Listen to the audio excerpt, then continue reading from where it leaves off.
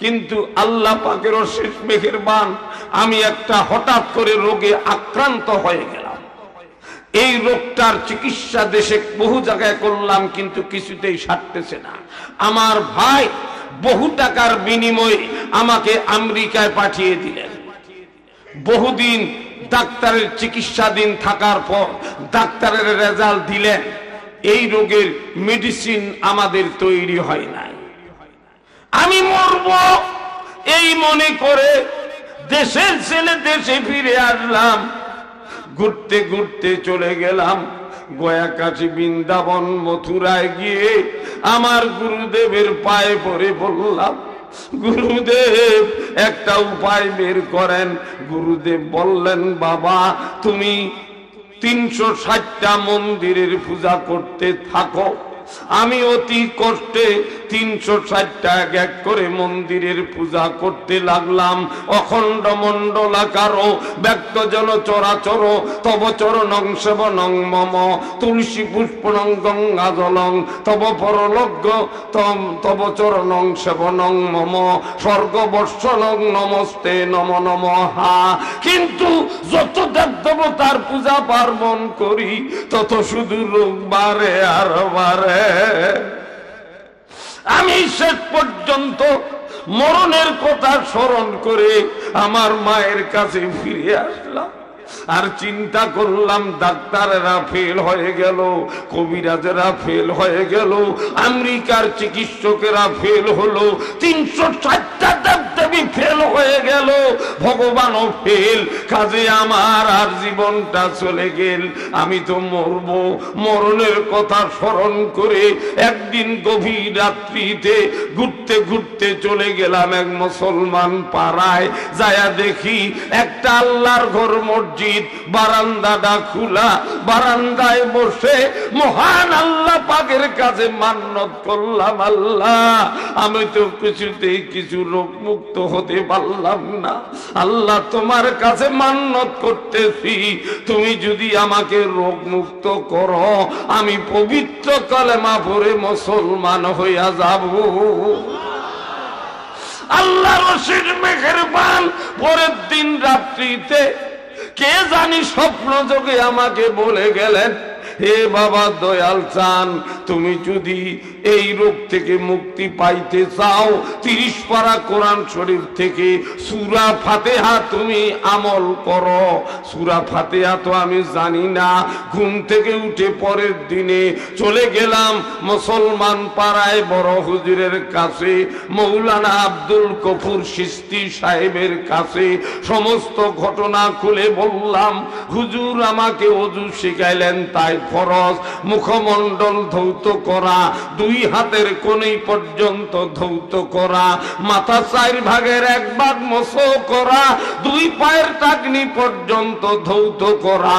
এরপরে গোসলের 3 ফরজ, গড়গড়ার সহিত 3 বার কুলি করা, নাকে নরম জায়গা পর্যন্ত পানি পৌঁছানো, সমস্ত শরীরটা উত্তম ভাবে ধৌত করা। ওযু গোসল শিখানোর পরে হুজুর আমাকে সবক দিলেন সূরা ফাতিহা। আল্লাহর রহমতে আমি একদিনের মধ্যে সূরা ফাতিহা মুখস্থ করলাম। এবার হুজুর সবক দিলেন গভীর রাত্রিতে পাক পবিত্র অবস্থায় পড়ার জন্য। আমি অসংখ্যবার এ বাবাজিরা সূরা ফাতিহা তেলাওয়াত করতে করতে 1-1.5 মাসের মধ্যে আল্লাহ আমাকে রোগ থেকে মুক্ত করে দিলেন। যখন আমি রোগ থেকে মুক্ত পেলাম, গোপনে গোপনে হুজুরের কাছে গিয়ে আমি ওয়াদা মাফিক কালেমা পড়ে মুসলমান হলাম। মুসলমান হওয়ার পরে হুজুরকে বললাম, এখন আমার কি কাজ? হুজুর বললেন, তোমাকে নামাজ ধরতে হবে। নামাজ শিখলাম, কিন্তু পড়ি কোন জায়গায়? হুজুর সুযোগ দিলেন তার বাড়িতে 2 ওয়াক্ত যোহর আর আসরের নামাজ, মাগরিবের নামাজ পড়তাম আমার থাকার ঘরে। আর এশার নামাজ সবাই যখন ঘুমায় আয়া পড়তো, এশার নামাজ পড়ে আমি ঘুমাইতাম। ফজরের আজানের পূর্ব মুহূর্তে উঠে ওযু করে তৈয়ার হয়ে থাকতাম। ফজরের আজানের সঙ্গে সঙ্গে জঙ্গলের মাঝখানে গিয়ে ফজরের নামাজ আদায় করতাম। এইভাবে এক নয় দুই নয় বাবাজি, 6 মাস যাবত নামাজ চালাতে শুরু করলাম। আর বাড়ির থেকে পালাবার ব্যবস্থা নিচ্ছি, কিন্তু সুযোগ পাচ্ছি না। 6 মাসের মাথায় যেই মাগরিবের নামাজ পড়ার জন্য আমার থাকার ঘরে ঢুকে দরজা দেওয়ার খেয়াল ছিল না, নামাজরত অবস্থায় আমার বাড়ির লোকজন দেখে ফেলে। দেখে কিছু লোকজন জড়ো করে বেধুম আকারে পিছন থেকে আমাকে মারতে শুরু করে। কেউ বা জুতার বাড়ি, কেউ বা লাঠি গুড়ি, কেউ বা লাঠির বাড়ি, বিভিন্ন ভাবে আঘাত যখন আমার শরীরে পড়তে শুরু করলো, শরীরখানা জ্বলে চুরমাচার হচ্ছে। অনুমান করলাম হয়তো আমার পিঠ ফেটে রক্ত পড়তেছে। আমি আল্লাহর কাছে নিয়ত করলাম, আল্লাহ মার খাইতে খাইতে যদি আমি মরেও যাই গো আল্লাহ, তবু যেন তোমার নামাজ না ছাড়ি। এবার আমার বাপজানেরা, মা ও বোনেরা, আমি যখন নামাজ পড়ে শেষ করলাম, সালাম ফিরানোর পর তারা আমার হাত বাঁধলো, পা বাঁধলো, বেদম আকারে মারতে শুরু করলো। একদিন নয়, 2 দিন নয়, 3 দিন যাবত আমাকে রিমেন্ড টেনে মাঝে মাঝে বাবাজিরা এক মুঠ খাইতেও দেয় না, আমাকে বিবস্ত্র করা হলো। আমার বাবাজিরা এক ঢোক পানিও খাইতে দেয় না।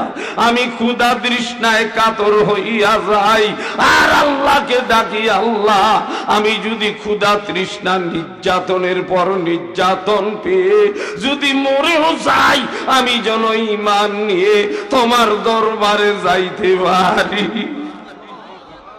আল্লাহ রশিদ মেহেরবানি আমার মায়ের অন্তরে আল্লাহ বাবাজিরা একটা দয়া ঢেলে দিল।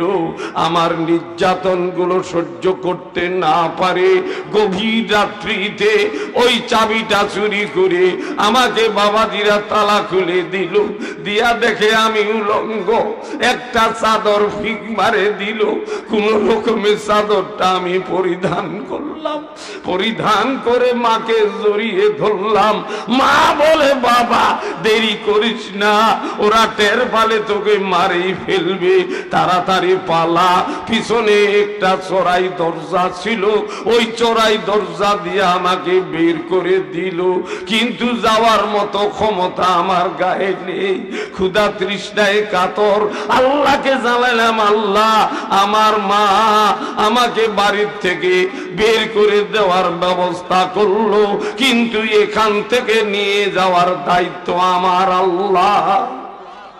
আমার গায়ে এমন একটা হাওয়া বাতাস লাগলো, শক্তি সঞ্চয় হয়ে গেল। একটা দৌড় দিলাম রেল স্টেশন। বাবাজিরা 1 কিলোমিটার দৌড়ে গিয়ে হাজির হলাম। দেখি একটা ট্রেন হাওড়া স্টেশনে ছেড়ে যাবে। বাবাজিরা দৌড়ে গিয়ে ঝাঁপ দিয়ে উঠলাম। পরের দিনে কলকাতায় নেমে পাগলের মতো ঘুরতে ঘুরতে আল্লাহর অশেষ মেহেরবানিতে আপনাদের সমদোয়ার বদলতে, আপনাদের দোয়ার বদলতে ঘুরতে ঘুরতে ওই কলকাতা দমদম রোড কালীবাড়ি মসজিদের ইমাম বাবাজিরা তেনার সঙ্গে আমার পরিচয় হয়ে গেল। এই মেমারি থানায় তেনার বাড়ি ছিল, আমার বাপ দাদার বাড়িও চিনত। এরপরে কলকাতায় তেনার একটা বিরাট গোষ্ঠী ছিল, 40 গ্রাম জোরে মুসলমান, সেখানে আমাকে লুকায়া রাখলো। 6 মাস পরে বহু চেষ্টা সাধনা করে আমাকে আল্লাহ এই মুসলমান বলে সমাজে ঘোষণা করার তৌফিক দিল। এরপরে বাবাজিরা দাওয়াতের কাজ করতে করতে আল্লাহর মেহেরবানি আমার জ্ঞাতি গোষ্ঠী আত্মীয় স্বজন থেকে 94 জনাকে আল্লাহ মুসলমান বানাইল। এদেরকে নিয়ে বাবাজিরা আমি একটা মাদ্রাসা গঠন করেছি শিলিগুড়ি নিমতলা দারুল উলুম রহমানিয়া হাফিজিয়া মাদ্রাসা। সেখানে 320 জন এতিম লেখাপড়া বর্তমান করতেছে, 11 জন শিক্ষক দ্বারা পরিচালিত। তাদের মধ্যে 4 জন শিক্ষক, আমার 2 ছেলে আর 2 জামাই, 2টা ছেলে 30 পারা কোরআন শরীফের হাফেজ এবং মুফতি সনদ পেয়েছে। 2টা মেয়ে সরেজমিন পর্যন্ত পড়াশোনা করার পর 2টা মুফতি জামাই আল্লাহ মিলাইছে। এই তাদের নেতৃত্বে আল্লাহ আপনাদের মতো মুসলমানদের সহযোগিতায় এই মাদ্রাসাটা পরিচালনা হচ্ছে। সেখানে আছে বর্তমান 120 জন নবমুসলিম ছাত্র। তবে এই 320 জন ছাত্রের মধ্যে এই নবমুসলিম ছাত্রদের বয়স একটু কম। কেমন যে কারো কারো 50, কারো কারো 40, কারো কারো বাবাজিরা 32, কারো কারো বাবাজিরা এমনি ভাবে চলতেছে। তারা আজকে এই মাদ্রাসায় নির্যাতিত অবস্থায় আছে। তাদের কার মুসলমান হওয়ার কারণে কারো কারো বাবাজিরা হাত কাটে নিয়েছে, পা কেটে নিয়েছে, বিভিন্ন ভাবে নির্যাতিত এই নব মুসলমানেরা 30 পারা কোরআন শরীফ সেখানে শিক্ষা গ্রহণ করতেছে। এদের বাবা মা কারা? মুসলমান যারা। কথাটা ঠিক না বেঠিক বাবাজি? কারণ আপনাদের মধ্যে কেউ যদি এতিম হয়, খালাতো ভাই, মামাতো ভাই, চাচাতো ভাই, ফুফাতো ভাই, জেঠাতো ভাই অনেকেই থাকে। কথাটা ঠিক না বেঠিক? কিন্তু হিন্দুর থেকে যারা মুসলমান হয়েছে এদের বাপ ভাই কারা? মুসলমান যারা। আপনারা শুনেছেন বা শুনলেন যে আমি ইতিপূর্বে 360টা মূর্তি পূজক ছিলাম। রামায়ণ গীতা, মহাভারত, চণ্ডী গীতা, বদ্ধ গীতা, পুরাণ, সত্য পুরাণ, রাম পুরাণ, রাধা পুরাণ, কৃষ্ণ পুরাণ, মুনি পুরাণ, কল্লী পুরাণ, দেব পুরাণ, শতপথ পুরাণ, ভাগবত, মধ্য পুরাণ, দুর্গা পুরাণ, শিব পুরাণ, অসুর পুরাণ, গণেশ পুরাণ, কার্তিক পুরাণ, ব্রহ্ম বৈবর্ত পুরাণ, বেদ, ঋক, সাম, যজু, অথর্ব, 60,000 মুনি ঋষি, 33.5 কোটি দেবতার আমি ছিলাম একজন পূজারী ব্রাহ্মণ। কারণ জন্মসূত্রেই আমরা ব্রাহ্মণ। কারণ যদিও আজকে আপনাদের প্রতিবেশী রাষ্ট্র ভারত থেকে আপনাদের সামনে আমি মেহমান হিসাবে এসেছি, আদতে কিন্তু আমার বাপদাদাদের বাড়ি ছিল বাংলার জমিনে। এই বৃহত্তম বরিশাল ডিস্ট্রিক্ট, সেইখানে আমার বাপদাদাদের জন্ম। রায়টের সময় বদলি হয়ে আমার বাপদাদারা বর্ধমান ডিস্ট্রিক্ট মেমারি থানা অর্জুনপুকুর গ্রামে তারা ছেড়ে যায়। আমার বাবার নাম ছিল শ্রীযুক্ত বাবু বিশ্বনাথ চক্রবর্তী, আমার দাদার নাম ছিল শ্রীযুক্ত বাবু রাজকুমার চক্রবর্তী। আর বর্তমান দাদার পরিচয় তো আপনারা ভালোভাবেই জানেন, যার নামটা এক কথায় ফাটাকিষ্ট। তো আজ আপনাদের মাঝে আমি যদিও মেহমান হিসাবে এসেছি, 3 ব্যক্তির দোয়া আল্লাহর দরবারে কবুল হয়। 1 নাম্বার হলো বাবা মার দোয়া, 2 নাম্বার হলো মুসাফিরের দোয়া, 3 নাম্বার হলো মজলুমের দোয়া। আর 3 ব্যক্তির পিছনের গুনাহকে আল্লাহ মাফ করে দিয়েছে। 1 নাম্বারে হলো কোরআনের জন্য যারা জীবন দিয়েছে, 2 নাম্বারে যারা কাবা শরীফের মেহমান হয়েছে, নবীর রওজা মোবারক জিয়ারত করেছে, 3 নাম্বারে যে ব্যক্তি বেধর্মীর থেকে পবিত্র কালেমা পড়ে মুসলমান হয়েছে। আর 3টা জায়গা বিনা হিসাবে জাহান্নামে চলে যাবে। 1 নাম্বার হলো পতিতালয়, 2 নাম্বার হলো সিনেমার হল, 3 নাম্বার হলো গানের প্যান্ডেল। এই 3টা জায়গার সঙ্গে যারা সম্পৃক্ত থাকবে তারাও জাহান্নামী হয়ে যাবে। আজকে এই সিনেমার হল আমাদের বাড়ি বাড়ি চলতেছে কি চলতেছে না? কারণ এমন কোন বাড়ি নাই যে আমাদের স্টার জলসার জি বাংলা নাই। যে স্টার জলসা জি বাংলা নিষিদ্ধ ঘোষণা করেছে ভারত সরকার, আর সেই ভারতের চ্যানেলে বাংলার মুসলমানেরা বাড়ি বাড়ি বসে তারা স্টার জলসা না দেখলে ঘুমায় না। মসজিদে আযান হলে মুসলমান পাওয়া যায় না, টিভির পর্দায় মুসলমান ছাড়ে না। মুসলমানের মহিলারাও স্টার জলসা আর জি বাংলা দেখে পাগলি হয়েছে। কারণ কিছুদিন আগে আসলো পাখি, এই পাখি জামা না হলে ঈদ হয় না। পাখি জামার জন্য কত বাংলার মহিলারা নিজের জীবন দিয়েছে, স্বামীর ভাত ছেড়েছে। দুঃখজনক কথা। এরপরে চলে আসলো বাবাজিরা কিরণমালা। এই কিরণমালাটাই হলো বর্তমান সংসারের জ্বালা। কারণ কিরণমালার মধ্যে আছে 2টা চরিত্র, একটা হলো পেকাটি আর একটা হলো কটকটি। এই বাংলার কিছু কিছু মহিলারা এই স্টার জলসা আর জি বাংলা দেখে তাদের চরিত্রগুলোকে পেকাটি আর কটকটির মতো করেছে। এই সমাজ ব্যবস্থা কি চলবে? এই সমাজ ব্যবস্থাকে উৎখাত করার জন্য আল্লাহ পাক যুগে যুগে নবী আম্বিয়া সালামদেরকে পৃথিবীর বুকে পাঠিয়েছে।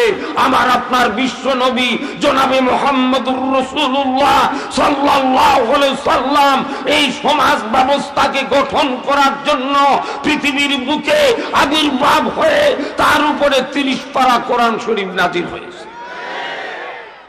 এই কোরআনের আইন যতদিন পর্যন্ত সমাজে, দেশে এবং আন্তর্জাতিক পর্যায়ে প্রতিষ্ঠা না হবে, এতদিন পর্যন্ত আমরা কেউই শান্তিতে বসবাস করতে পারবো না।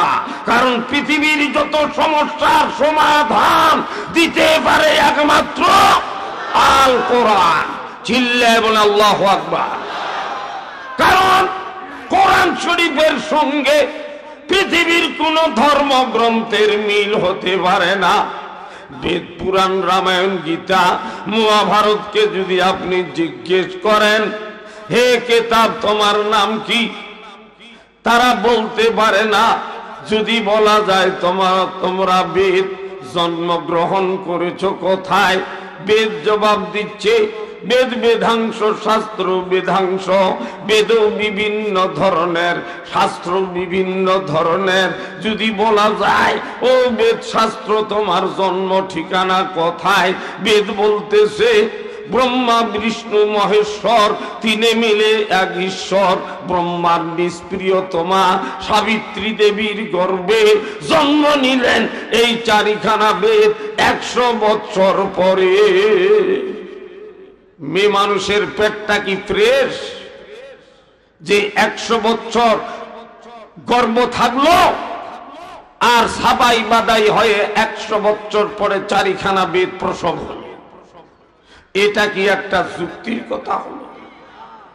30 পারা কোরআন শরীফকে যদি আপনি জিজ্ঞেস করেন, হে কিতাব তোমার নাম কি, কোরআন শরীফ জবাব দিচ্ছে বাহুয়াল কোরআনুল মাজিদ, আমার নামটা হলো কোরআন শরীফ। ক্লাস 1 থেকে পিএইচডি ডিগ্রি পর্যন্ত যত লেখক, উপন্যাস ইত্যাদি গুলো লিখেছে, নোবেল নাটক, এমন কোন লেখক কোন বই পুস্তক নিজের নাম নিজে বলাতে পারে নাই। কিন্তু কোরআন শরীফ নিজের নাম নিজেই বলে দিচ্ছে। কি সুবহানাল্লাহ পড়বেন না?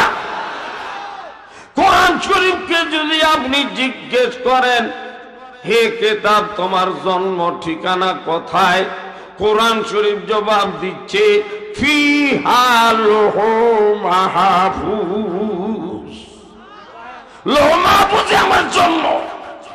কবে আপনি এসেছেন? পবিত্র রমজান মাসে 30টা দিন 30টা রাত নিয়ে একটা রমজান মাস। কোন দিনে কোন রাত্রিতে আপনি এসেছেন? কোরআন শরীফ জবাব দিচ্ছে লাইলাতুল কদর। যেই বছর পৃথিবীর বুকে সর্বপ্রথম কোরআন শরীফ নাজিল হয়েছে সেই রাতটা ছিল শবে কদরের রাত। কার জন্য এসেছেন? হুদাল লিন্নাস। কোরআন শরীফ যদি পৃথিবীর বুকে প্রতিষ্ঠা হয়ে যায় শুধু মুসলমানেরাই শান্তি পাবে না, চর্মকার, কর্মকার, কামার, কুমার, মালি, মেথর, কৈক, বড়ধারী, চান্দাল, কায়স্থ, ক্ষত্রিয়, ব্রাহ্মণ, যৌন, বৌদ্ধ, ইহুদি, নসরা, খ্রিস্টান সবার অধিকার কোরআন ফিরিয়ে দিবে। মুসলমান সমাজের জন্য বসানো হবে যাকাত এবং তাদের যাকাত ভিত্তিক সমাজ ব্যবস্থা মুসলমানদের জন্য নির্ধারিত হবে। আর হিন্দুদের জন্য জিজিয়া করের ব্যবস্থা হবে। জিজিয়া করগুলো রাষ্ট্রীয়ভাবে আলাদাভাবে তাদের একত্রিত করা হবে, আর মুসলমানদের যাকাতগুলো আর ওসরগুলো একত্রিত করা হবে। মুসলমানদের গরিব, মিসকিন, ফকির, অনাথ বিভিন্ন মসজিদ, মাদ্রাসা, এতিমখানা বিভিন্ন পর্যায়ে মুসলমানদের টাকা বিলি বন্টন করা হবে। আর জিজিয়া করে টাকাগুলো ওই হিন্দুদের ফান্ডে ব্যবহার করা হবে। মন্দির এবং পূজা পার্বণ, গরিব মিসকিন, বিবাহ, অনাথ, চিকিৎসা সুব্যবস্থা করা হবে। এটা কোরআন শরীফ ফয়সালা দিয়েছে। কাজেই আমার বাবাজিরা, পদ্মার আড়ালের মা ও বোনেরা, এই কোরআনের পক্ষে আমরা থাকবো কি থাকবো না? থাকবো কি থাকবো না? কারণ কোরআন ছাড়া পৃথিবীর বুকে কোনদিন সমাধান দিতে পারে না। মুসলমান কোরআন শরীফের সঙ্গে নাই ভাব, যার জন্য দেশের মধ্যে অভাব। ঠিক না বে ঠিক? আমার বাবাজিরা, পৃথিবীর যত ধর্মগ্রন্থ আছে শেষ করে যদি বিভিন্ন পর্যায়ে বিলুপ্ত করে দেওয়া হয়, একটাও ধর্মগ্রন্থ তাদের নূতন করে বানাবার ক্ষমতা আছে? একটা গীতা যদি পৃথিবীর থেকে বিলুপ্ত হয়ে যায়, নূতন করে গীতা লেখা কোনো কায়দা নাই, কারণ একটা গীতার হাফিজ নাই। কোরআন শরীফকে যদি বিলুপ্ত করে দেওয়া হয়, কোরআন শরীফ লেখার জন্য ওই রকম বাস্তবে কোরআন শরীফ লেখার জন্য বাহিরে যাওয়া লাগবে না। আপনার এলাকার মসজিদে এলাকার হাফিজ, কারি, মৌলানা, মুফতি, মুফাসসির এরা বসে অবিকল কোরআন শরীফ লিখতে পারবে। বলেন না সুবহানাল্লাহ। কাজে পৃথিবীর মধ্যে জিন্দা কিতাব এটাই হলো কোরআন শরীফ। এই কোরআনের পক্ষে আমরা থাকবো না, থাকবো কার পক্ষে? এই কোরআনকে প্রতিষ্ঠা করার জন্য আমার আপনার দয়াল নবী, মায়ার নবী কতই না যাতনা সহ্য করেছে। তাইফের ময়দানে কোরআন প্রতিষ্ঠা করার জন্য আল্লাহর নবী তাইফবাসীদেরকে দাওয়াত দিয়ে বলতেছে, হে তাইফের লোকেরা, তোমাদের বাপ দাদার ধর্ম ছেড়ে দিয়ে তোমরা পবিত্র কলেমা পড়ে মুসলমান হয়ে যাও। কোরআনের আইন বিধান অনুযায়ী সমাজ ব্যবস্থা গঠন করো।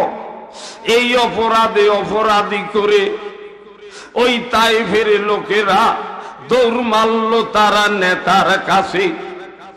নেতাকে যায় বলে, নেতাজি আপনার ভাতিজা মুসলমান হতে বলে, আমরা এই মুহূর্তে করব কি? আবু জাহেল বলে, না না, এটা তো হতে দেওয়া যাবে না। তার কারণ আমার ভাইটাকে যখন তারা নেতা মানবে, আমার নেতৃত্বে আর কেহই চলবে না। এই ধরনের কিছু কিছু নেতা আমাদের ভারতে আসে। আপনাদের বাংলার জমিনের খবর আমি জানি না। দুঃখজনক কথা, মুসলমানের ঘরে জন্মে যারা কোরআন বিরোধিতা করবে, আজকে আমি হিন্দুর ঘরে জন্মে যদি কোরআনের পক্ষে আসতে পারি, আপনি মুসলমানের সন্তান, মুসলমান বলে দাবি করেন, অথচ কোরআন বিরোধী কাজ কারবার কি করে সমাজে করে। দুঃখজনক কথা, আজকে এই কোরআনের পক্ষে আসতে যে কত কষ্ট যাতনা আমাকে সহ্য করতে হয়েছে, আপনারা কি শুনবেন? আমি কেন মুসলমান হলাম, কে কে শুনবেন একটু হাত তুলে দেখান। নারায়ে তাকবীর, বলেন আল্লাহু আকবার।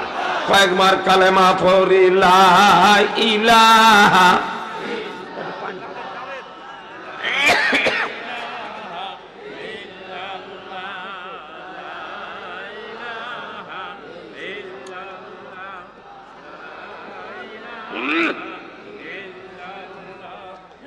সাতটা জান্নাত বানাইছে, মনের মতন সাজাইছে, একটি কদম দেওয়ার আগে, একটি কদম দেওয়ার আগে আজরাইলকে পাঠাইছে। লা ইলাহা। আমি কেন মুসলমান হলাম, এটা বলার পূর্বে কিছু তাফসীর আপনাদেরকে শোনায়া যায়। যেহেতু আমি একজন নব মুসলমান ভাই, কিন্তু আমার মিঠুন ভাই নয়। মিঠুন আমার ভাই ছিল জন্মসূত্রে। যেদিন থেকে আমি কালেমা পড়েছি, সেই দিন থেকে আমার ভাই হলো মুসলমান। আমি আপনাদের ভাই, আমি মিঠুনের ভাই নই। আপনাদের সঙ্গে আমার সম্পর্ক আছে কি নাই? আছে তো বলে দাওয়াত করেছেন, আর সম্পর্ক না থাকলে তো দাওয়াতেই করতেন না। কথাটা ঠিক না বেঠিক? কি সম্পর্ক? আমি যেহেতু নব মুসলিম, আমি হলাম নাতি মুসলমান, আর আপনারা হলেন আমার দাদা মুসলমান। এই দাদার মুসলমানে আজকে খেলা চলবে। দেখি কোন পার্টি হারে আর জিতে। উঠলেই কিন্তু আপনারা হারবেন, কারণ আমি তো বলতেই থাকবো, দেখি কার কত পাওয়ার আছে। বলেন আল্লাহু আকবার। আমার বাপজানেরা, মা বোনেরা, লক্ষ্য করেন, যে কথাটা আমি বলতেছিলাম, এবার তাইবাসীরা নেতার পরামর্শে দুষ্ট ছেলেদেরকে দিল লালিয়ে। চতুর্দিক থেকে দুষ্ট ছেলেরা আল্লাহর হাবিবের গায়ে পাথর মারতে শুরু করে।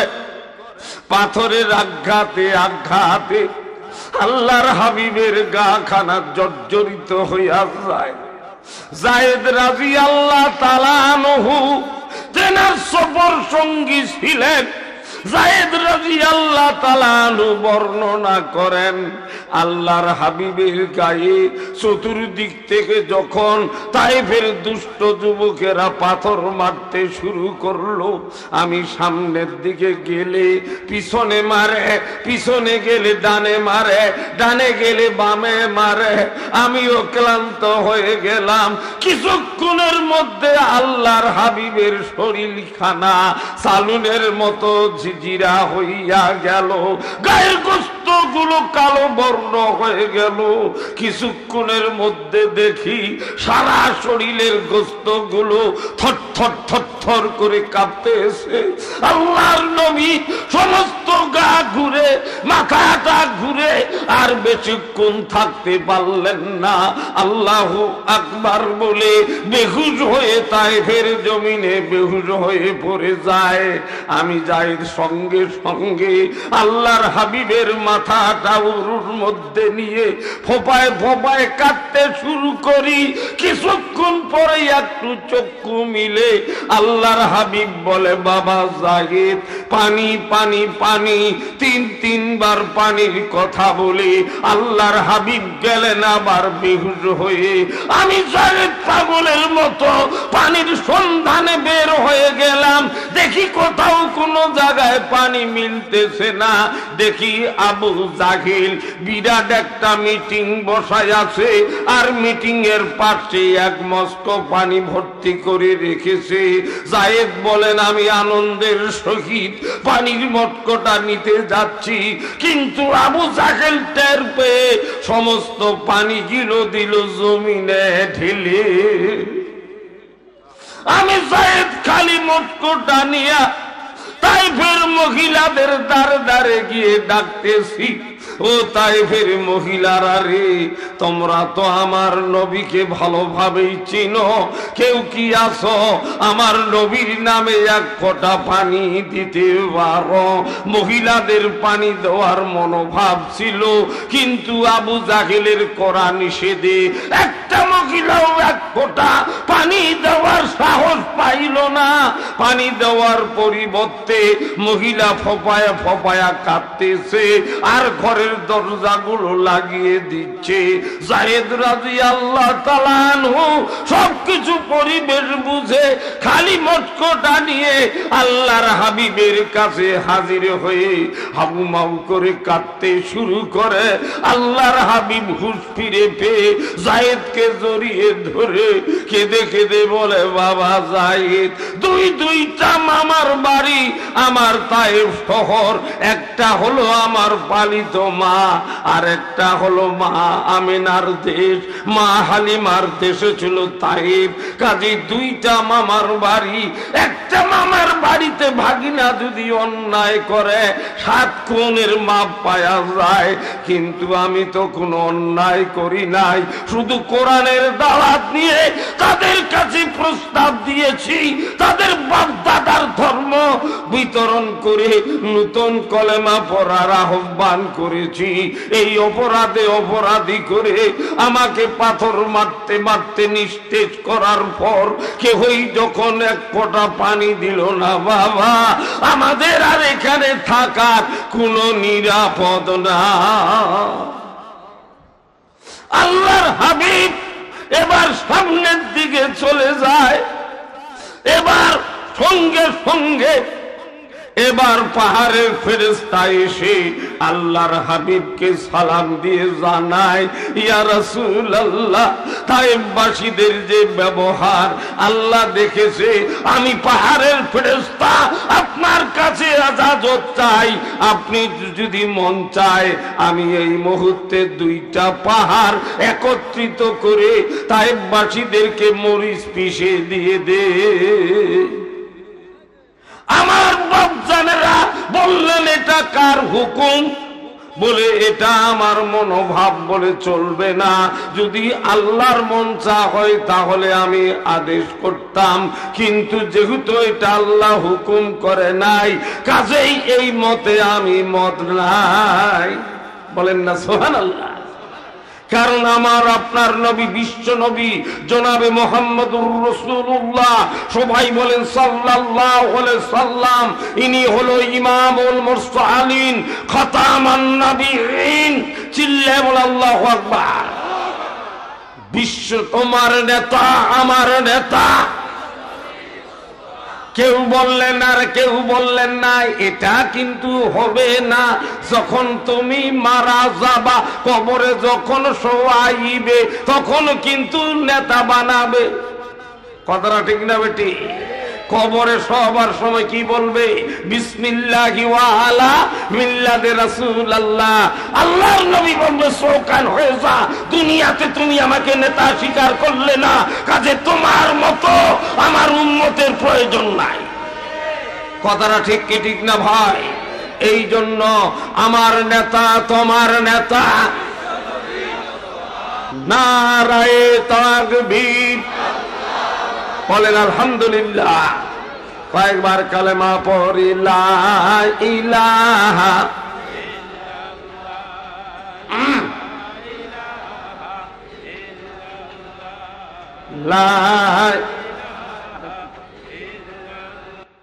নয়, এরা হলো শহীদ, এদের লাশ কোনদিন কবরে পৌঁছবে না ইনশাআল্লাহ, বলেন আলহামদুলিল্লাহ।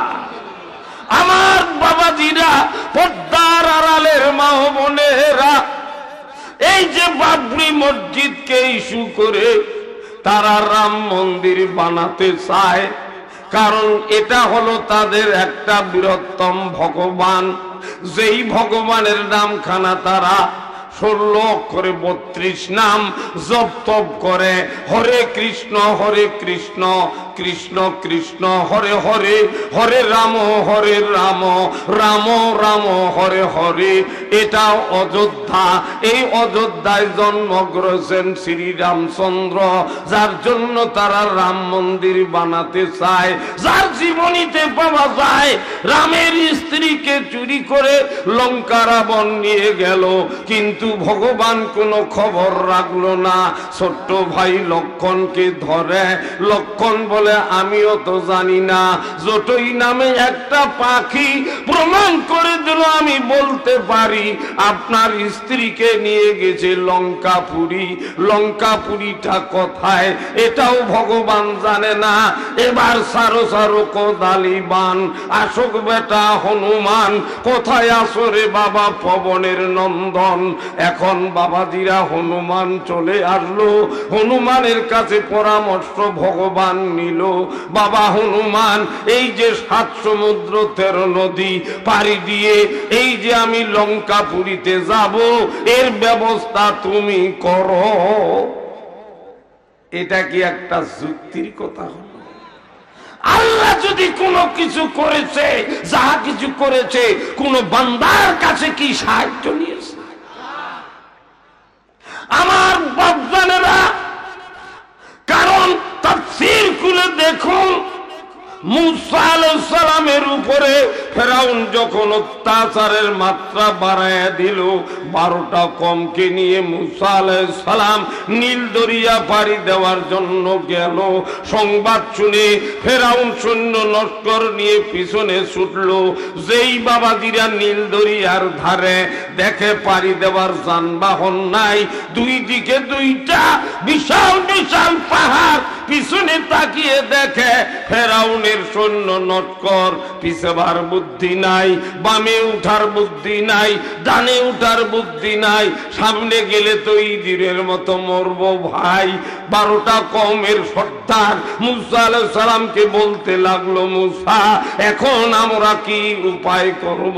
বলে ধৈর্য ধারণ করো, ইন্নাল্লাহ মা সাবিরিন। আল্লাহ পাক কোন জায়গায় থাকবে না, থাকবে ওই ব্যক্তির কাছে যারা সর্ব কাজে ধৈর্য ধারণ করবে। কাজে বিশ্বের মুসলমানেরা আমরা ধৈর্যের মোকাবিলা নিয়ে চলছি। আমরা কোন উগ্রপন্থী নই, আমরা কোন জঙ্গিবাদী নই। মুসলমান কোনদিন জঙ্গিবাদী হতে পারে না, কিন্তু মুসলমানকে সাজায়া জঙ্গিবাদী বানানো হয়। কথাটা ঠিক না বেঠি? মুসলমান হলো বাবাজিরা শান্ত, কারণ আমার আপনার নবী জনাবে মুহাম্মদুর রাসূলুল্লাহ সাল্লাল্লাহু আলাইহি সাল্লামকে আল্লাহ পাক সার্টিফিকেট দিয়েছে, ওয়া মা আরসালনাকা ইল্লা রাহমাতাল লিল আলামিন। আল্লাহর হাবিব এসেছে বিশ্বে রহমত নিয়ে, মুসলমানেরাও তারা রহমতের আশা করে। কথাটা ঠিক না বেঠি? তাই আমার বাপ জানেরা, মা বোনেরা, লক্ষ্য করি যে যেখানে আসি এবার মুসা আলাইহিস সালাম আল্লাহর সঙ্গে পরামর্শ করি। আল্লাহ বলেন, মুসা তোমার হাতে যে আমি লাঠি দিয়েছি এই লাঠিটার মধ্যে 9টা মাজেজা রেখেছি। এই মুহূর্তে একটা বিশ্ব জগতের কাছে একটা মাজেজা আমি জাহির করব। তোমার হাতের লাঠি খানা তুমি পানির মধ্যে ডাং মারো, আমি আল্লাহ খেলা খেলাচ্ছি। পাক সুবহান কে বুঝিতে পারে তব শান, বলেন পাক সুবহান কে বুঝিতে পারে তব শান। চিল্লা বলেন আল্লাহু আকবার। আমি যেহেতু নায়কের ভাই এই জন্য মাঝে মাঝে একটু ইসলামী গান গাই। তাতে কি আপনারা বেজার হচ্ছে? ও বল এ যুবকেরা, ও রে জীবনের মালিক তুমি বিনে নাই কো ঠিকানা। বলেন ও জীবনের মালিক তুমি বিনে নাই কো ঠিকানা। কোরআন পড়তে মুখ দিলা, হাদিস দেখতে চক্ষু দিলা, আজান শুনতে কান দিলা রে জীবনের মালিক তুমি বিনে নাই কো ঠিকানা। কি আপনারা অসন্তুষ্ট হলেন? বলেন আল্লাহু আকবার। আমার বাবাজিরা, গভীর রাত যাবত আমি ওয়াজ করি না, গভীর রাতে আমি যাব না। আর 2টা বিষয়ের উপর আলোচনা করব। এই বাবরি মসজিদ ভাঙার জন্য ভগবানের মন্দির নির্মাণ করলেন, ভগবান চলে গেলেন লঙ্কাপুরীতে। কার সাহায্যে? হনুমানের লেজ আর বানরের লেজের সাহায্যে। যদি হনুমান আর বানরের লেজ দিয়ে 7 সমুদ্র 13 নদী জুড়ে একটা ব্রিজ নির্মাণ হয়, সুন্দরবন তো আপনাদের ভাগে আছে, সেখান থেকে কয়েকটা বানরের লেজ নিয়ে গিয়ে বাবাজিরা এই নদীগুলোতে দিলে তো ব্রিজ হয়ে যেত। কি দরকার ছিল এত বড় বড় ব্রিজগুলো তৈরি করা? কুমিল্লা থেকে আসতে আসতে বাবাজিরা বহু ব্রিজ আমি পেয়েছি। আমার বাপজানেরা, মা বোনেরা, এবার চলে গেল লঙ্কাপুরীতে। রাম রাবণে প্রচন্ড যুদ্ধ বেজে গেল। যুদ্ধ করতে করতে লক্ষণকে লেগে গেল বান। বিশল্য করুণী না হলে লক্ষণ বাঁচবে না। কোথায় পাওয়া যাবে? গন্ধম্য পাহাড়ে। গন্ধম্য পাহাড়ে যায় দেখেন হনুমান।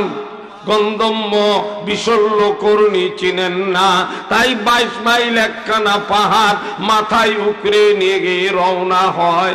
বুদ্ধ বলেছিল, হনুমান রে, সূর্য যদি উদয় হয় লক্ষণ কাকাকে বাঁচানো যাবে না।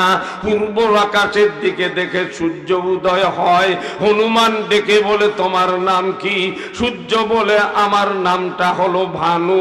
হনুমান বলে, আমার নামটা তো হনু।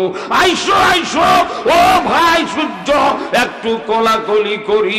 যখনই সূর্যটা কাছাকাছি এসেছে, হনুমান হাত দিয়া ফট করে ধরে বগলের নিচে দাবায়া রেখেছে। এটা কি একটা বুঝের কথা হলো? সূর্য বড় না পৃথিবী বড়? সূর্য পৃথিবীর থেকে সূর্য 13 লক্ষ গুণ বড়। 9 কোটি 30 লক্ষ মাইল আছে সূর্যটা দূরে। এই সূর্যকে যদি হনুমানে হাতে ধরে তাহলে হনুমানটার হাতটা কত কোটি মাইল লম্বা। আর বাবাজিরা তার এই বগল বলেন না কি বলেন, এই বগলটা তার কত বড় ছিল। আর এটা কেমন করে এই ভারতের বাবরি মসজিদে ঘটল? এটা কি মেনে নেওয়া যায়? এই বাবরি মসজিদের জমিখানা দান করেছিল বাদশাহ জাহাঙ্গীর, নির্মাণ করেছেন বাবাজিরা বাদশাহ বাবর।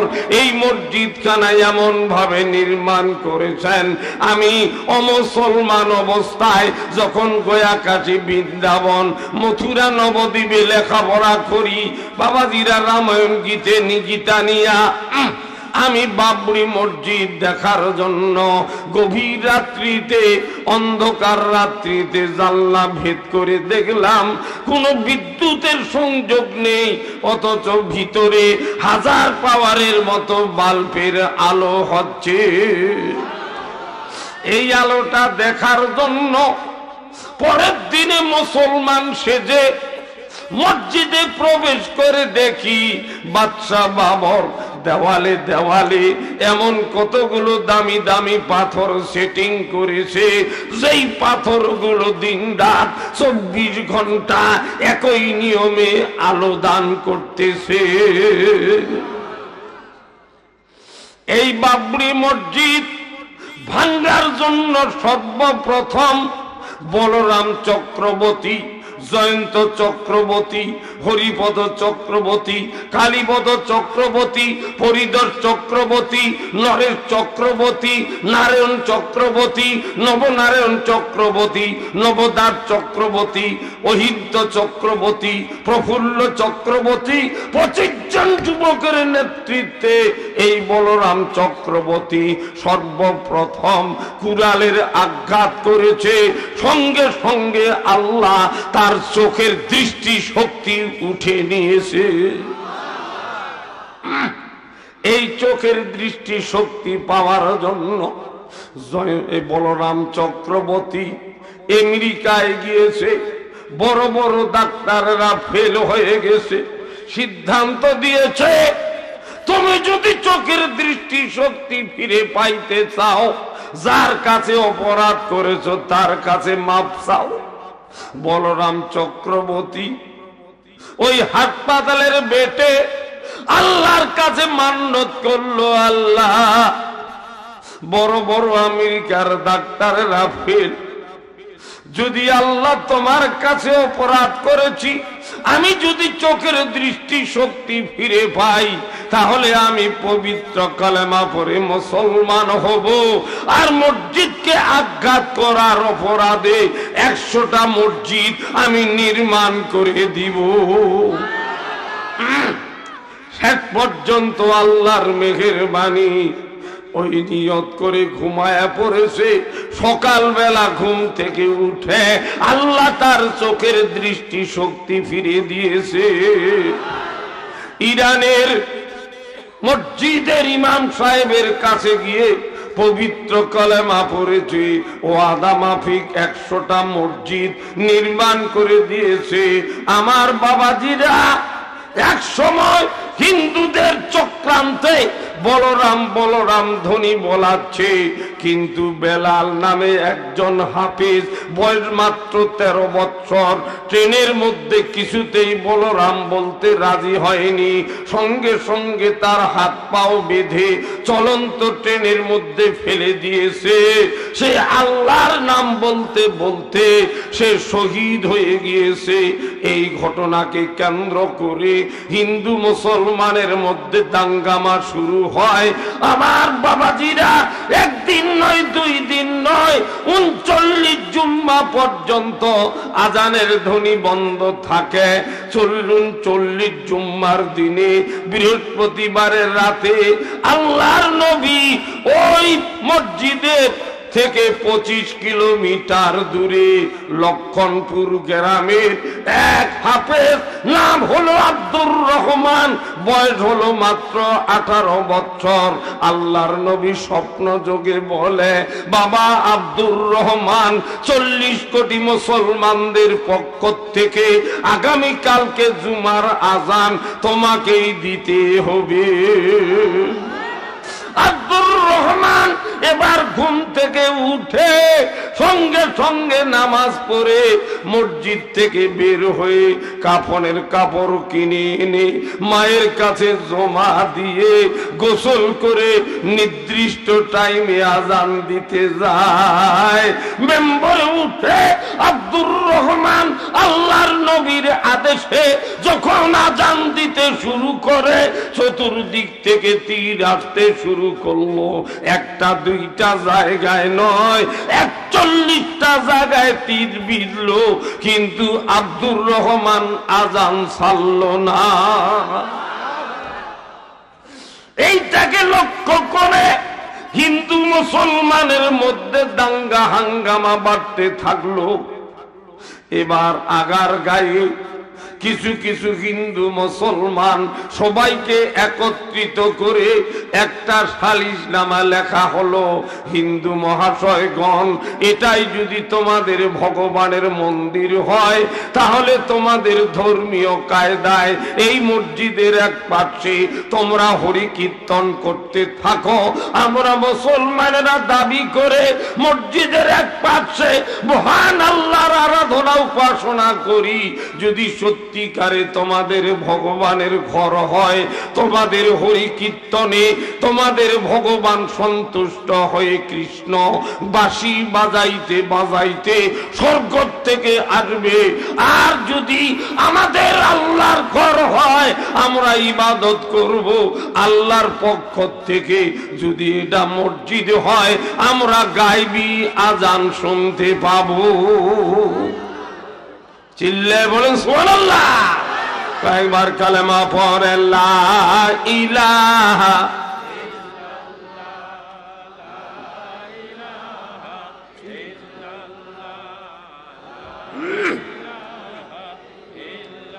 নমরুদ আগুন জ্বালাইছে, ইব্রাহিম নবীকে ফেলাইছে। আগুন হইল ফুল বাগিচা, আগুন হইল ফুল বাগিচা, ইব্রাহিম তো জ্বলিল না। মুসলমান আমরা ইতিহাস কেমনে ভুলি? চিল্লে বল আল্লাহু আকবার। ইব্রাহিম আলাইহিস সালামকে আগুন জ্বালাবার জন্য প্রস্তুত হয়ে গেলেন, আগুনকে নিষেধ করলো, আগুন ফুল বাগিচায় পরিণত হলো। তার পূর্বে ব্যাঙ এসে আল্লাহর কাছে প্রস্তাব দিল, আল্লাহ আমি তো ছোট্ট একটা মাখলুক, তোমার নবীর পক্ষের দল করতে চাই, নবীর পক্ষে আমি একটু প্রস্তাব করে এই নমরুদের আগুনখানা নিমাতে চাই। আল্লাহ বললেন, ব্যাঙ এত বড় তুমি নিয়ত করেছো আমার নবীর দল করার জন্য, পক্ষে আসার জন্য অর্ডার দিয়ে দিলাম, তোমার প্রসাবে কিন্তু আগুন নিমবে না। কিন্তু তুমি যেহেতু আমার নবীর পক্ষে এসেছো, তোমার 14 গোষ্ঠী আনেওয়ালা ব্যাঙ কিয়ামত পর্যন্ত যতগুলো আসবে তোমার এই নিয়তের বদলতে সমস্ত ব্যাঙ জাতিদের প্রসাবকে আমি পবিত্র বলে ঘোষণা করে দিলাম। আর খাটলাস খাটলাস বলেন না, আগুন ফুকা। এই আগুন ফুকা চলে আসলো, আল্লাহকে বলল, আল্লাহ ব্যাঙ প্রসাব করতে পারে কিন্তু আমি নমরুদের পক্ষের দল, আমি একটু ফুকায় ফুকায় আগুন জ্বালাতে চাই। আল্লাহ বললেন, খাটলাস কিয়ামত পর্যন্ত তুই জাহান্নামী, তোর 14 গোষ্ঠী জাহান্নামী। মুসলমানকে বলে, ও মুসলমানেরা তোমরা যদি এক কোপে একটা খাটলাস মারতে পারো, আগুন ফুকাকে মারতে পারো, একটা শহীদের দরজা পায়া যাবা। আর ফেসবুকে এক সময় এই খাটলাসের দাম কোটি কোটি টাকা বাড়ায় দিয়ে ধরার জন্য মুসলমানদেরকে লালিয়ে দিল। এই তো কয়েক বছর আগে। কি বলেন বাবাজি, ঠিক না বেঠিক? এই খাটলাসের ব্যবসা করো, যদি একটা আগুন ফুকা ধরে দিতে পারো, বলে কিসের ব্যাঙ, বলে তার হতে হবে হাঁসের পা, না হলে হতে হবে মুরগির পা, তার দাম হলো কোটি কোটি টাকা। বলেন নাউজুবিল্লাহ। মুসলমান ধোকায় পড়বেন না, এটা ইহুদি খ্রিস্টানদের একটা মুসলমানদের ঈমান লুট করার একটা চক্রান্ত, ঠিক না ঠিক? রাগ করবেন না বাবাজিরা, আমি আপনাদের দাওয়াতি মেহমান, কিন্তু আমি হলাম নাতি মুসলমান আর আপনারা হলেন আমার দাদা মুসলমান। বলেন আলহামদুলিল্লাহ। বহু তথ্য দেওয়ার মতো ভারত থেকে এসেছে ইনশাআল্লাহ, বলেন আলহামদুলিল্লাহ। কিন্তু বাবাজিরা বেশি দূর হয়তো যাইতে পারবো না, কারণ আমি কেন মুসলমান হলাম, যেহেতু আদা করেছি, আপনারাও শুনতে চেয়েছেন, সেই দিকে আমাকে যেতে হবে কি হবে না? কি বলেন বাবাজি? এবার এই বাবরি মসজিদের ঘটনা খারাপ, আমি আপনাদের সামনে মুনাজাতের পূর্বে ফয়সালা করে দিব। ভগবান কৃষ্ণ বাঁশি বাজাইতে বাজাইতে আসলো না, মুসলমানদের পক্ষে আল্লাহ গায়বী আজান শুনাইল। আপনারা শুনবেন? বলেন আল্লাহু আকবার। আমার বাপজানেরা, মা বোনেরা, এবার ডাইরেক্ট চলে যেতে চাই। ভগবানের সঙ্গে কিন্তু আল্লাহর কোনো তুলনা নাই। আল্লাহ পাক পবিত্র কোরআন শরীফে ঘোষণা করেছে, ভাই আমি কাউকে জন্ম দেই নাই, আমিও জন্ম নেই নাই, আমার মা বাবা কারো প্রয়োজন হয় নাই। আল্লাহর মা বাবা আছে। আল্লাহ বলেন পৃথিবীর মানুষ মা বাবার থেকে যদি সন্তান হয়, আদম আলাইহিস সালামকে পাঠিয়েছি, তার মা বাবার প্রয়োজন হয় নাই। শীস আলাইহিস সালামকে পাঠিয়েছি, তার মায়ের প্রয়োজন হয় নাই। ঈসা সালাতু ওয়াস সালামকে পাঠিয়েছি, তার বাবারও প্রয়োজন হয় না। তাও কি তোমরা ঈমান নিয়ে আসতে পারো না? আমি আল্লাহ আদম আলাইহিস সালাম, হাওয়া আলাইহিস সালামকে পাঠিয়েছি, তার বাবা মার প্রয়োজন হয় নাই। শীস আলাইহিস সালামকে পাঠিয়েছি, তার মায়ের প্রয়োজন হয় নাই। ঈসা সালাতু ওয়াস সালামকে পাঠাইলাম, তার বাবারও প্রয়োজন। বলেন না সুবহানাল্লাহ। কাজে আমি আল্লাহ যা হুকুম করি তাই হয়। কথাটা ঠিক কি ঠিক না? আমার বাবাজিরা, ভগবান বলেন নররূপে নারেয় নং মম বিশ্ব ভুবনং জন্ম বৈকুণ্ঠং মম চরণং সেবনং তব তুলসী পুষ্পনং গঙ্গা জলং তব স্বর্গ বর্ষণং নমস্তে নম নম হা। ভগবান বলেন তোমরা যদি তুলসী পাতা পুষ্প মানে ফুল, গঙ্গা জল দ্বারা সেবা পূজা করো, ভগবান বলেন আমরা একজন নই, আমরা হলাম 360 জন। এই যে দাদারা কিন্তু হেরে যাচ্ছেন, কারণ উঠতেছেন আপনারা, আমি কিন্তু এখনো ওয়াজ শেষ করি নাই। কাজে গোল কিন্তু আপনারাই খাইলেন।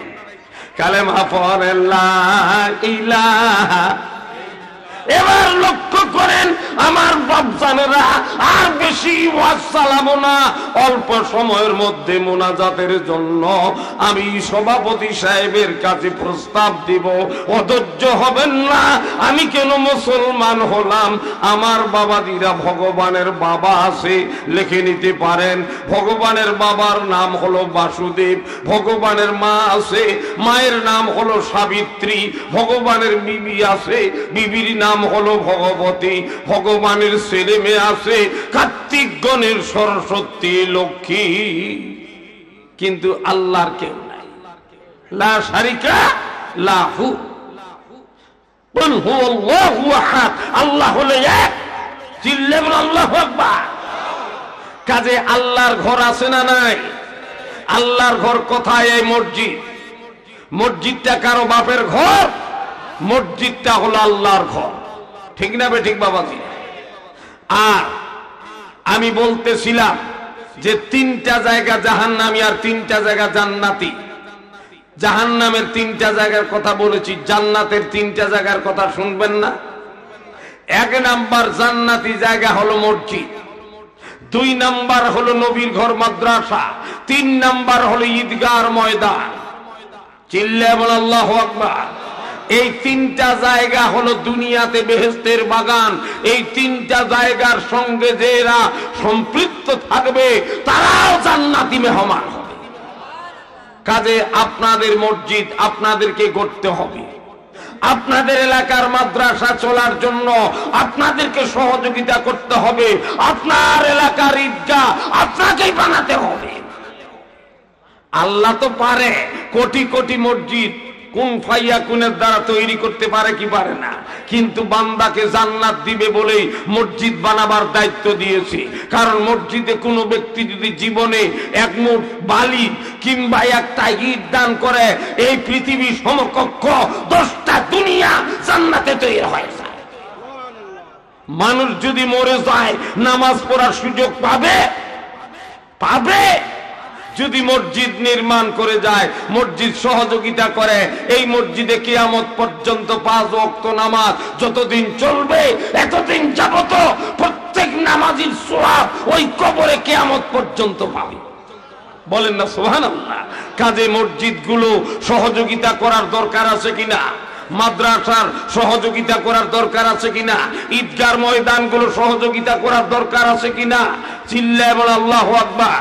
মুসলমান যারা 3টা স্থানে সহযোগিতা করবে তারা, আমার বাপজানেরা মা বোনেরা, ভগবানের কিন্তু কোনো ঘর পাইলাম না।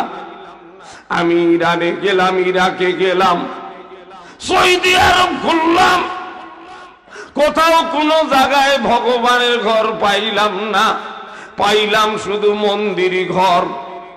এটা হলো কালী মন্দির, দুর্গা মন্দির, শিব মন্দির, অসুর মন্দির, মনসা মন্দির, রাম মন্দির, রাধা মন্দির, যত দেব দেবতার মন্দির। কিন্তু সেরে বলতে গেলে ভগবানের ঘর কোথাও না। আছে কি ভাই? কাজে ভগবানের সঙ্গে আল্লাহর কোনো তুলনা হতে, যুগে যুগে ভগবানেরা এসে দাবি করলেন নররূপে নারায়ণং মম বিশ্বভুবনং জন্ম বৈকুণ্ঠং মম চরণং সেবনং তব তুলসী পুষ্পনং গঙ্গা জলং তব স্বর্গ বর্ষণং নমস্তে নম নম হা। কিন্তু ভগবানেরা বললেন আমরা কোনোদিন মরব না, আমাদের চরণ দুখানা তুলসী পাতা, পুষ্প মানে ফুল, গঙ্গা জল দ্বারা যদি সেবা পূজা করো তাহলে তোমরা স্বর্গবাসী হতে পারবা। কিন্তু দেখা যায় যুগে যুগে ভগবানেরা মারা যায়। শেষের ভগবান মনুদেবকে জিজ্ঞেস করা হলো মম গুরুজনং তব তব চরণং সেবনং মম তুলসী পুষ্পং গঙ্গা জলং তব পরলোক গমনং মম সেবনং কঙ্গ। হে আমার গুরুদেব, এতদিন যাবত আপনাদের চরণ দুখানা আমরা সেবা পূজা করে আসলাম, আপনারা যে ধাম থেকে পরধামে চলে যাচ্ছেন এরপরে আমরা কাকে সেবা পূজা করব? তখন ভগবানেরা বললেন মদবদিতাং দেবাং দকারান্তে প্রকৃতাং, ওই ব্যক্তিটা তোমাদের পূজনীয় দেবতা, যেই দেবতার নামের প্রথম অক্ষর হলো ম, মদবদিতাং শেষের অক্ষর হলো দ, দকারান্তে বিষ্ণং ভক্ষয় সদা, এবং তিনি গরুর গোস্ত খাওয়ার জন্য আদেশ করিবেন। সরধার্যনং ঈশ্বরং ধেনুনং প্রবতং গুহা লা ইলাহ হরতি পাবন ইল্লা ইলাহ পরম পদম জন্ম বৈকুণ্ঠ ইনুত নাম জপি মোহাম্মদম।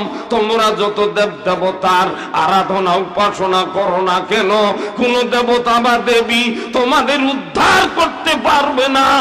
একমাত্র সুপারিশকারী হবে বিশ্ব নবী জনাবে মুহাম্মাদুর রাসূলুল্লাহ। সবাই বলেন সাল্লাল্লাহু আলাইহি ওয়াসাল্লাম। আমার বাবাজিরা, এটা পরিষ্কার বেদের মধ্যে যেদিন পাইলাম সেদিন থেকে আমি ইসলামের উপর দুর্বল হয়ে গেলাম, মুসলমান হওয়ার জন্য পাগল হয়ে গেলাম। কিন্তু এত বড় একটা সম্ভ্রান্ত পরিবার থেকে হঠাৎ করে মুসলমান বলে ডিক্লেয়ার করা খুব কঠিন। এই জন্য মুসলমান হিসাবে আপনাদের কাছে আমি আবেদন করে যাচ্ছি, দোয়ার পরে যদি আপনারা ভালো মনে করেন এই নব মুসলমানদের 30 পারা কোরআন শরীফ শিক্ষার নিয়তে, আপনাদের বাবা মা রুহ সাফায়েতের নিয়তে একজেল করে কোরআন শরীফের হাদিয়া স্বরূপ বাংলাদেশের যদি 120 টাকা হয়, ভারতে একজেল কোরআন শরীফ পাওয়া যায়।